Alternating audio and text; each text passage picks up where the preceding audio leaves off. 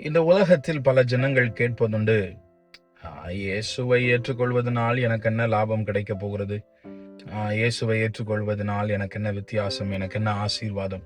இயேசுவை தொழுது கொள்வதனால் எனக்கு என்ன நடந்துவிட போகிறது என்று சொல்லி பல ஜனங்கள் கேட்பதுண்டு. நாமும் அந்த கேள்விக்கு நாம் அவர்களுக்கு எவ்வளவுதான் பதில் சொன்னாலும் அந்த பதிலை அவர்கள் ஏற்றுக்கொள்வதற்கு அவர்கள் தயங்குவதுண்டு, திணறுவதுண்டு, அதை ஏற்றுக்கொள்வதற்கு மனதில்லாதிருப்பதுண்டு. இங்கே வேதத்துல ஆண்டவரை ஆராதிக்கிறவர்களுக்கும் மற்றவர்களுக்கும் ஒரு வித்தியாசத்தை நாம் பார்க்கிறோம். ஆதியாகமம் 42 அதிகாரம் 5வது வசனத்திலே பார்க்கிறோம், கானான் தேசத்திலே பஞ்சம் உண்டாயிருந்தபடியால் தானியம் கொள்ள போகிற இஸ்ரவேலின் குமாரரும் போனார்கள். கானான் தேசத்தில் பஞ்சம் உண்டானபடியினால், கானான் தேசம் அது ஒரு ஒரு செழிப்பான தேசம், பாலும் தேனும் ஓடுகிறதான தேசம். அந்த தேசத்தை தான் தன்னுடைய ஜனங்களுக்கு தருவேன் என்று சொல்லி ஆண்டவர் வாக்கு பண்ணி இருந்தார். அப்படிப்பட்ட ஒரு ஒரு ஒரு அழகான ஒரு ஆசீர்வாதமான தேசம்தான் இந்த கானான் தேசம்.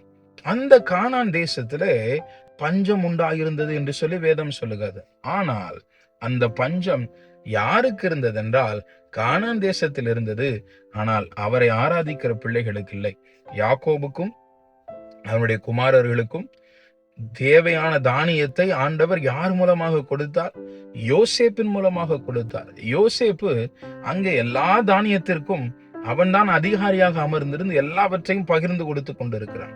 பாருங்கள், அவரை ஆராதிக்கிற பிள்ளைகளுக்கு மொத்த உலகமே வறட்சியிலே வாழ்ந்தாலும் அவர்களுக்கு தேவையானதை அந்தந்த வேளையிலே ஆண்டவர் கொடுத்து அவர்களை ஆசீர்வதிக்கிறார். ஆமென்.